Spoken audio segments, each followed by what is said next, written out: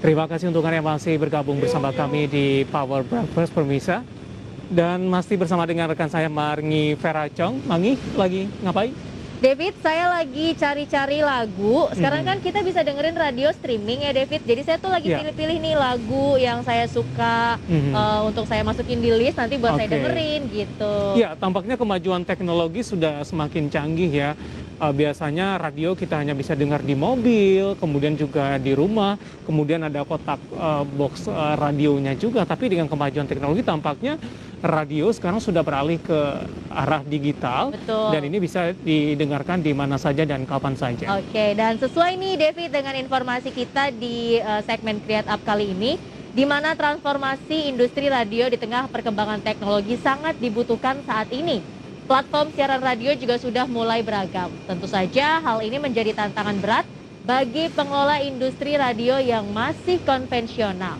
Dan untuk itu percepatan infrastruktur teknologi sangat membantu keberlangsungan digitalisasi industri radio. Evolusi industri radio menuntut semua industri penyiaran radio untuk beradaptasi dengan digitalisasi. Bahkan Presiden Joko Widodo telah resmi menetapkan 1 April sebagai Hari Penyiaran Nasional dengan ditandatanganinya keputusan Presiden nomor 9 tahun 2019. Transformasi industri radio sangat diperlukan di tengah era teknologi 4.0 ini.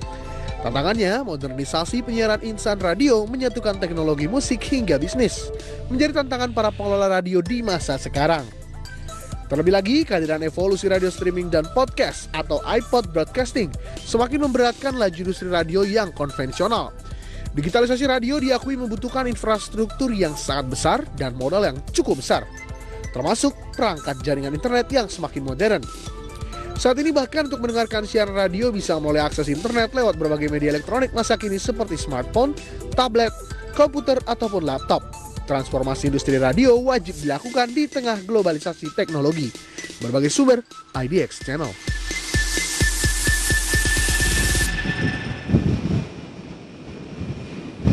Oke, David, kalau soal radio, kamu suka dengerin radio? Saya suka banget dengerin radio, terutama seleranya lebih ke arah lagu-lagu zaman Lagu-lagu zaman dulu tuh apa tuh contohnya? Ya tahun 90-an ke bawah, 80-an, suka musik-musik country. Dan ini lebih enak didengarkan kalau kita di malam hari. Slow rock saya lebih suka lagi. Dan ada beberapa program radio yang juga menjalankan program ini. Dan ini seakan-akan lagu slow rock ini pengantar lagu tidur kita ini. Dan itu juga tentu bisa didengar di handphone, tidak perlu box atau radio lagi dan tidak perlu menunggu di mobil untuk mendengarkan radio untuk posisi saat ini. Oke, jadi kalau David sendiri lebih suka mendengarkan radio malam hari ya, pengantar tidur, tema-tema lagu atau jenis lagunya ini slow rock ya David. Tapi mungkin kalau saya sendiri nih David lebih suka mendengarkan radio itu pagi-pagi sebelum berangkat ke kantor. Biasanya saya dengerin di mobil ya. Apalagi kalau penyiarnya itu semangat gitu ya, saya jadi ikut-ikutan semangat dengerin radionya. Oke. Dan kita juga akan lebih jauh berbicara soal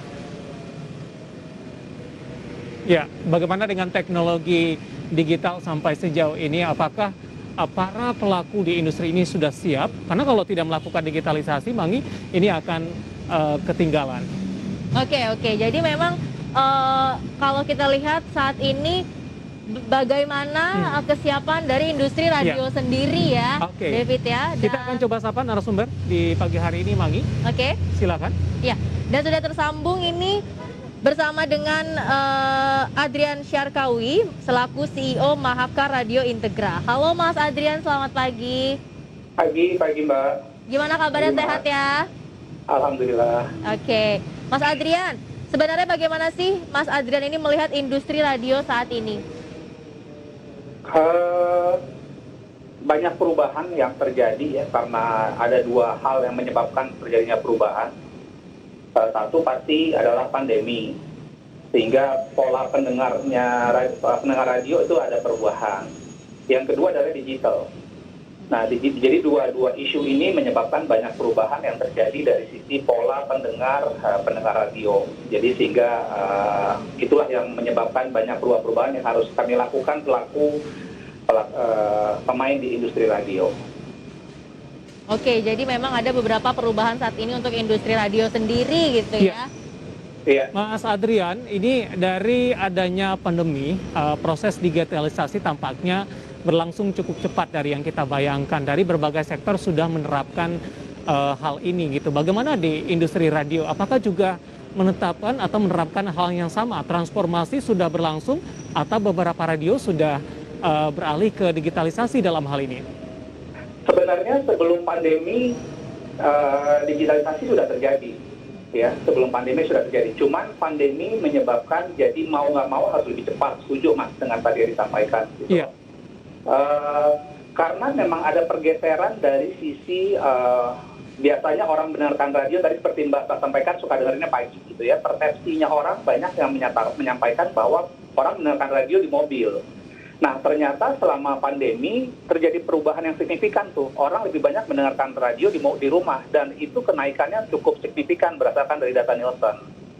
Jadi perubahan-perubahan dari sisi digitalisasi jadi dipercepat lagi dengan pandemi. Sebenarnya secara jumlah orang mendengarkan radio itu masih tinggi, masih sangat banyak, bahkan lebih tinggi dibanding sebelum pandemi. Tapi memang bentuk pola pendengarnya menjadi berubah gitu. Jam mendengarkan radionya jadi berubah, cara mendengarkan radio juga jadi berubah. Yang sebelumnya hanya menggunakan media konvensional melalui FM, melalui transmitter, sekarang berubah menjadi dalam bentuk digital. Sehingga orang bisa mendengarkan melalui aplikasi, bisa melalui website, pokoknya dengan streaming lah gitu loh. Jadi ada pergeseran-pergeseran yang berubah yang terjadi dari sisi pola pendengar radio. Baik, Mas Adrian, menarik. Kita akan jeda terlebih dahulu, nanti kita akan lanjutkan kembali. Nanti juga kita akan singgung, Mangi dan juga Mas Adrian, dari sisi kreativitas seperti apa. Apakah dengan adanya peralihan dari sisi teknologi ke arah digitalisasi begitu, dari sisi kreativitas juga ikut mengalami perubahan atau tidak, Mas Adrian? Tapi nanti kita akan lanjutkan, kita akan jeda terlebih dahulu. Dan pemirsa, Power Breakfast akan segera kembali sesaat lagi.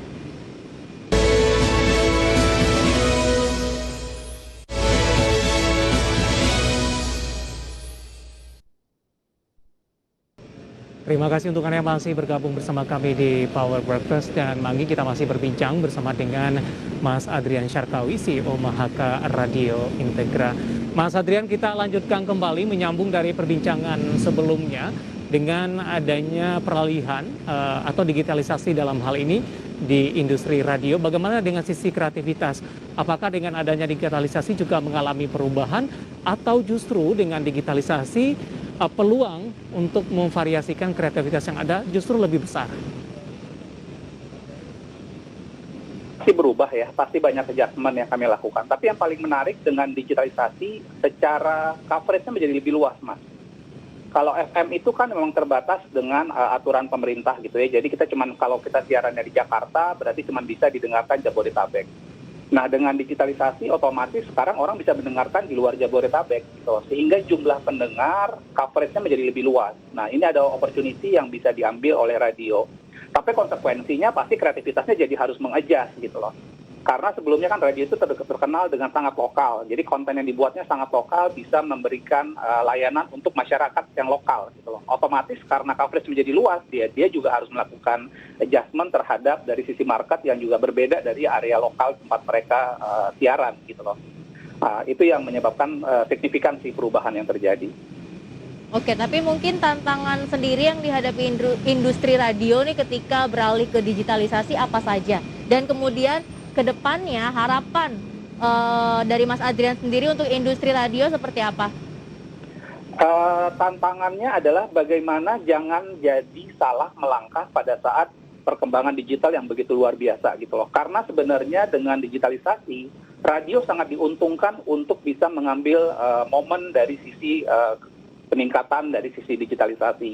Nah, tinggal bagaimana mensiasati bahwa digital harus menjadi satu benefit yang bisa dimanfaatkan oleh pelaku industri radio. Sehingga dengan dasar itu otomatis radionya akan berkembang, akan tumbuh gitu loh. Nah, kalau yang problem adalah kalau kita menggunakan digital dengan cara yang salah justru akan membunuh radionya sendiri gitu loh. Kalau harapan saya sih simpel aja, saya lihat bahwa radio itu punya kekuatan yang berbeda, punya karakter yang berbeda dari sisi dibandingkan dengan media manapun termasuk dengan digital. Nah, harapan saya orang makin cinta dengan radio karena radio itu punya sesuatu yang sangat berbeda, adalah dia sangat memainkan theater of mind, sangat memainkan imajinasi orang. Nah, itu mungkin tidak akan bisa dilawan karena memang yang berbeda adalah benar-benar orang, human gitu loh.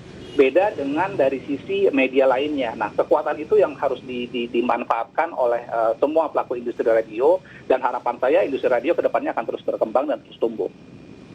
Baik, Pak Sadrian, waktu kita cukup terbatas. Terima kasih sudah bergabung bersama kami di Power Breakfast. Secara kesimpulan ini untuk dari perbincangan kita pada pagi ini, radio akan tetap tumbuh ke depannya dengan beberapa catatan, Mangi.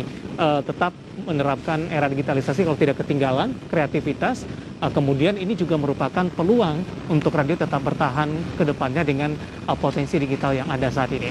Oke, Mas Adrian, terima kasih banyak. Sehat dan sukses selalu untuk Anda ya. Terima kasih. Sehat selalu, Mas Adrian. Ya, pemirsa, 90 menit sudah kami menemani Anda dalam Power Breakfast.